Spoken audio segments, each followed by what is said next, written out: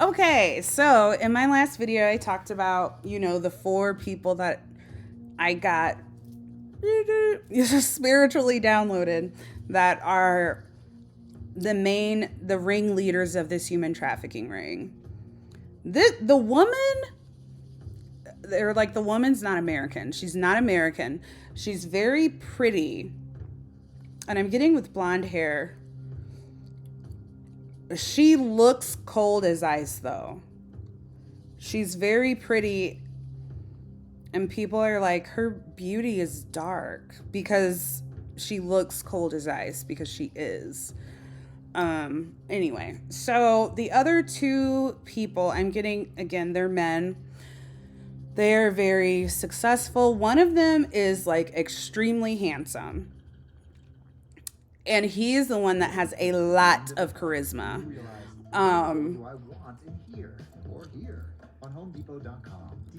He's kind of a playboy bachelor, even though he's married.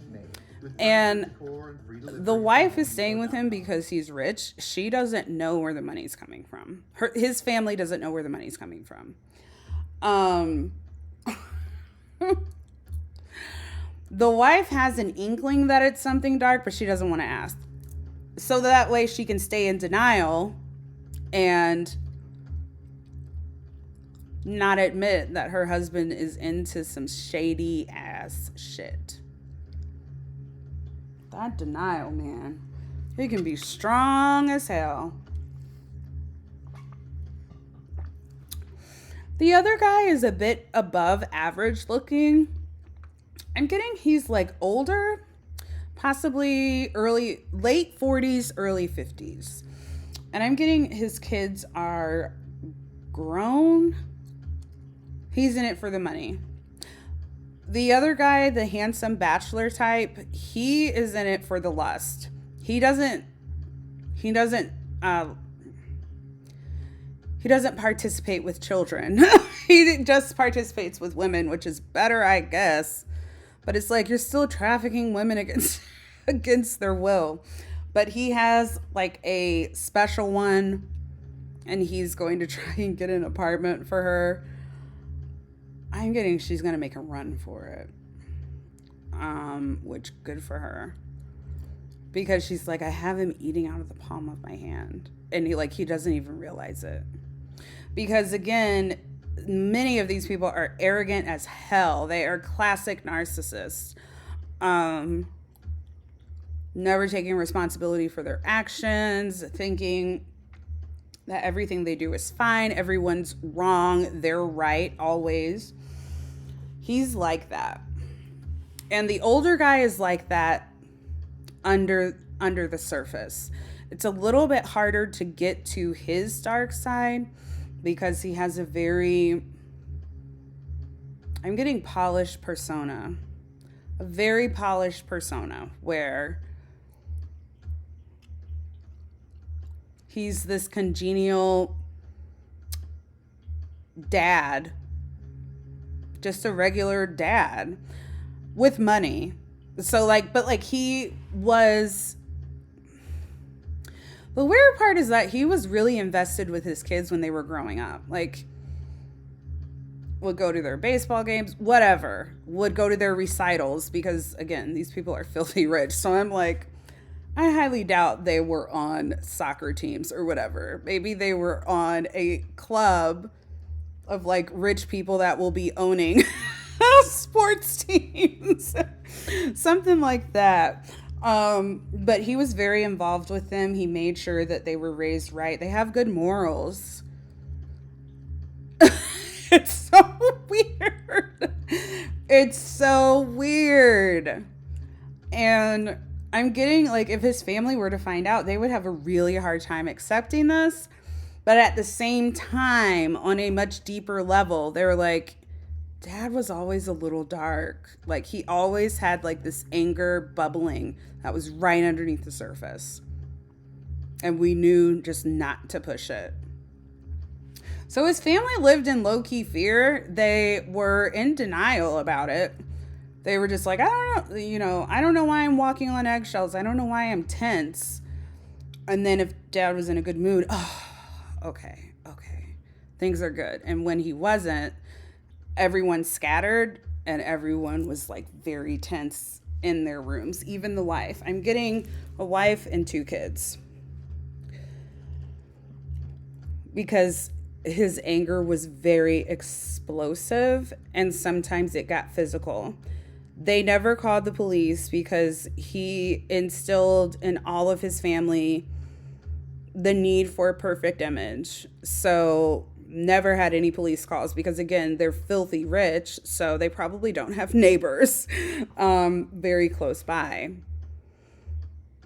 I'm getting on trips, sometimes their dysfunction would show, and people would be a little shocked. Like his friends would be a little shocked, like, oh, you're a little controlling. You're a little quick to anger. You're a little dark. Like, I don't think you have any sympathy for me type of vibe.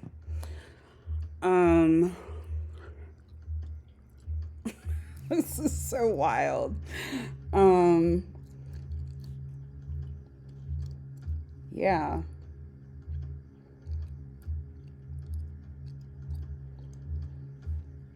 I just keep seeing the poverty card from my Kipper deck. And for him, he worries that if this comes out, he will be poor. I just heard self-made millionaire. So he may be a self-made millionaire that has invested well and like has billions of dollars. Maybe 2 billion. I'm kidding. But he has a lot of money and he has a lot of power. And he really enjoys that. And it's almost like if he loses his money, he loses his power. He has equated power to money. Something about when he was a child and poor, he felt like he didn't have any power. And he felt like he finally got power as he started making his millions. And so the fear with him is that if he gets caught, he will lose his money and therefore power. This is interesting. So I want to go back to the other guy, the bachelor type of guy who's married. He's like married, but he's like never home. It's weird. He like, it almost reminds me of Dexter. I love Dexter. But when he got married to, I can't remember her name, but it was more so like a facade, a mask that he was a normal person, even though he knew he wasn't. That is what it's like with this bachelor type of guy. Let's call him Gavin. I'm like, is Gavin a bachelor name? I don't really think so, but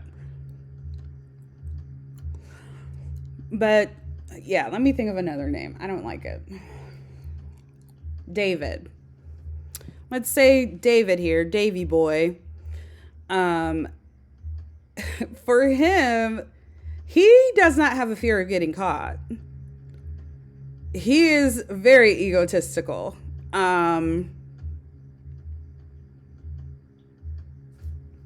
Okay. I just got ooh, not to kink shame, but I got that this guy loves to be dominated.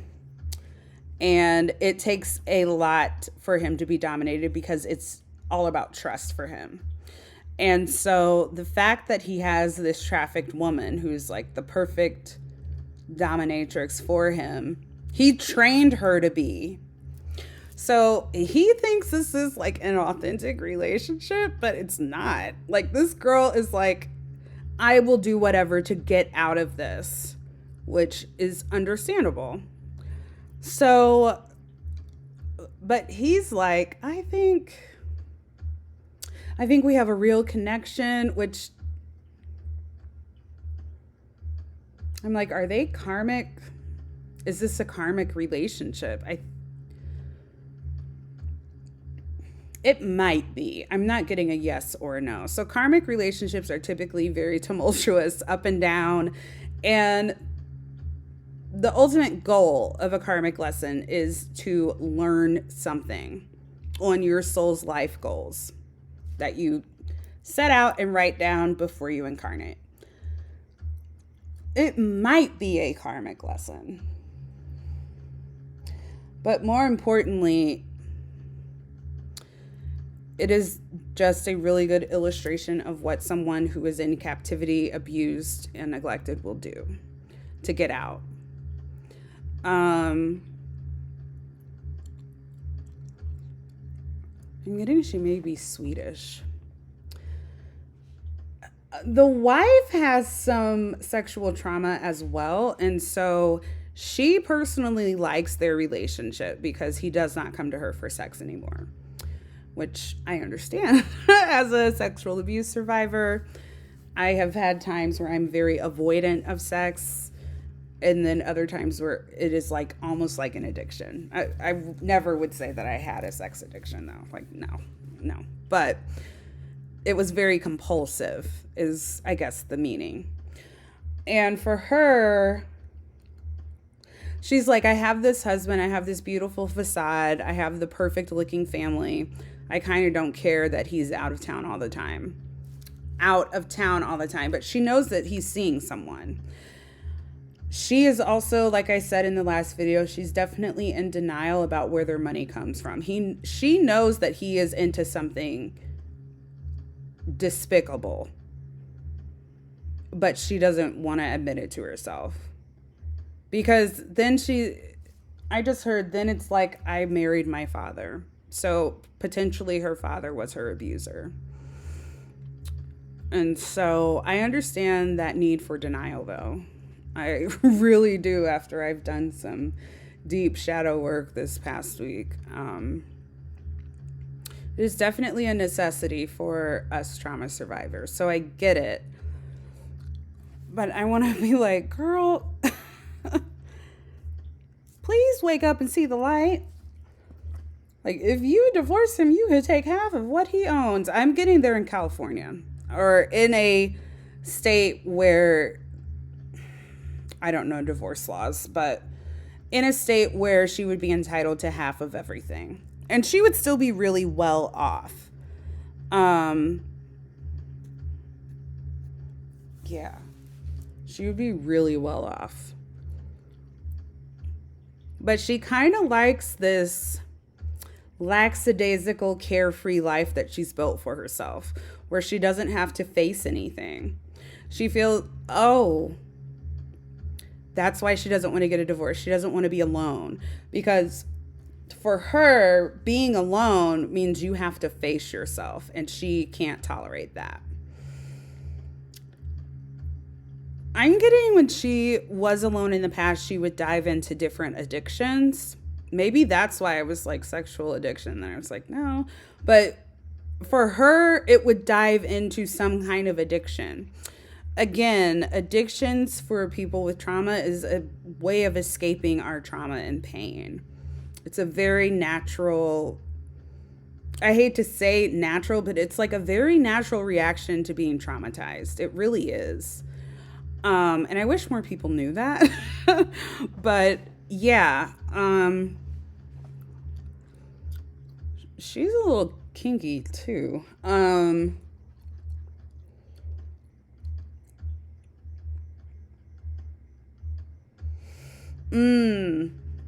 They both like feeling shamed, and that's why their sexual compatibility is not matching.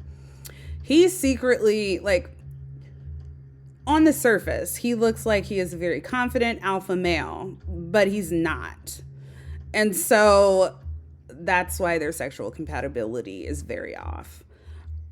She was drawn to him being like a strong, good-looking, rich man, but in reality, she realized he's not that strong at all. That's why the Page of Wands came out. Pages are very young. So he has like a very young, immature vibe. I'm getting he's like in his mid 30s, but he's still partying like he's in his 20s. I'm getting his money came from his family. Um, but he doesn't want to let go of the party image, of the carefree image, even though he's married with I think one kid, possible one. I'm getting it's a daughter too, a daughter. Um, so he is definitely interesting.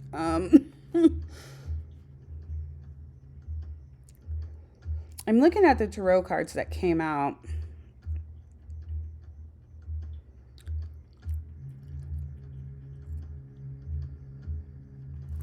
Okay, so like I said, all four people have no empathy and are either sociopaths or psychopaths.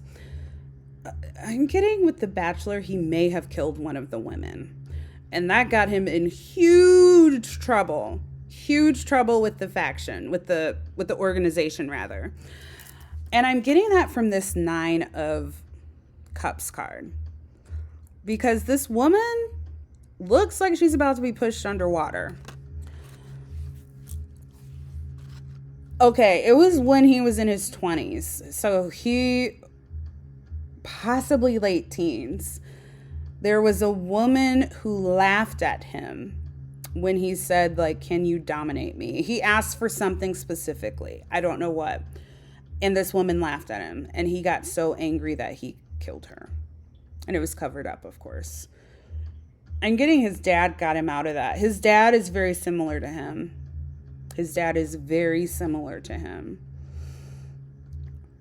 Both have very, very dark tendencies and wouldn't bat an eye on harming a woman or child just to get their way. So he had no regret about that, which is insane.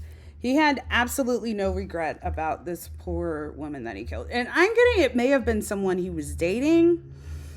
They just disappeared. And everyone was like, where did she go? I'm getting they were really smart about it.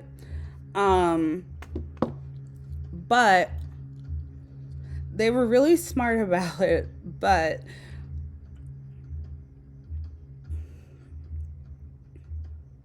everyone knew that they were linked together, him and this girl.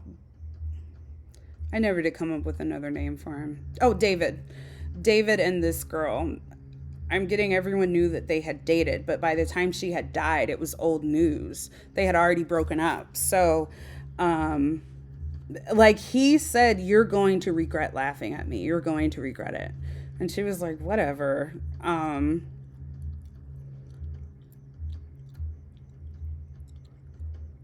And then he later killed her. Something about luring her back to like be with him. Like, I think I wanted to give this another chance.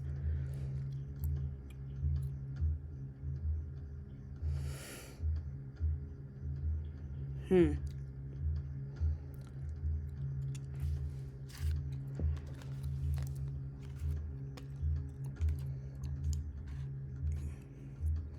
I'm getting, okay, so the Emperor card had come out in the last video. I'm getting with this Emperor card, this is the woman. The woman, she's like the ring leader of this. Like, she's the main one that put this together. I believe she had a past life as a madam. So that's interesting. She ran a brothel.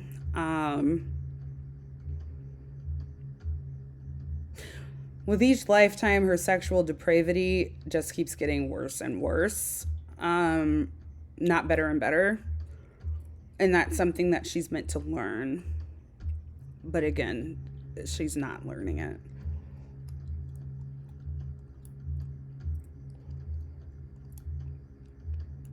I think I may go get some ice cream. This is such a weird fucking reading.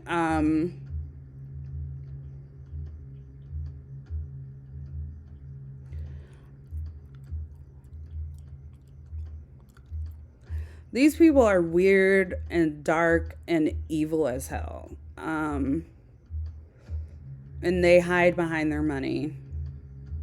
They are not good people. Whoever is over this sex trafficking ring, the 4 people. I guess, okay. So for some reason, Jeffrey Epstein thought that he was special and an exception to the rule because he was one of the few providers who had money. Some of the other providers were people that like worked at a hotel or people who were police officers, and they would use safe houses for these meetups, I guess. Or at least he thought he was one of the few rich people, and felt like he was really providing them with an elite and unique service, when in all actuality they have providers that run the gamut of socioeconomic status. Some that are like near the poverty line, and others that have more money than they know what to do with, and that they cannot even spend in this lifetime, no matter how hard they try, no matter what they buy. And I'm like, I'm real good at buying shit. So I can't imagine being richer than like having more money than you know what to do with. That is wild to me. So yeah, he was definitely killed. These 4 people had him killed because, like I said, they thought he was going to squeal because they realized he didn't really have a whole lot of willpower and really would look out for himself in the long run. They all knew that about him because, again, all of these people are the same. And so they're like, I understand it because that's what I would do, but I don't want to get caught. So let's go in and kill him. Oh my God. So yeah, it's funny that I'm ending this because I want ice cream, but November 29th, I want ice cream. So yeah, a whole lot of strife too when he got caught. There was a whole lot of internal fighting and arguing because they felt like with Epstein, they thought he could get away with the law, because he also claimed to know people in high places. But when it comes to sex trafficking, sexual abuse, violence against women and children, he thought that his connections, again, I said this in the last video, he thought that the connections he made would surpass all of that. And that people would be like, well, so he doesn't have any morals. It's okay. We're still going to be friends and I'm still going to help him out. No, he was very shocked to find that his friends in high places were not there when he got caught because they did not want to be affiliated with him. Even if they partake in this sex trafficking ring, they did not want to be affiliated with him in any way because that could also bust their cover. So he was real shocked when nobody came to his rescue, which I'm like, good. You sick fuck. Like, what the hell? These people are insane. But yeah, that is the story of this sex trafficking ring and Jeff Epstein. I may do another video on it. I don't know. We'll see. But this was definitely interesting. Again, I know I always say this, but not at all what I was expecting. I don't know what I knew that he was killed because that is just so much shit to have gone wrong. For someone to wind up dead mysteriously. Like, really? The guards forgot to check on him every 30 minutes, even though that was something that was implemented, I feel like shortly after he was arrested, because he was on suicide watch because he had tried to commit suicide before in July. But yeah. So I'm like, this was implemented at least 2 weeks before. And then all of a sudden the guards forget to check on him every 30 minutes and fell asleep for 3 hours. And not to mention the camera, the hyoid bone. Shit ain't right. But all right. I hope you enjoyed this episode of In the Dark. Until next time. Bye.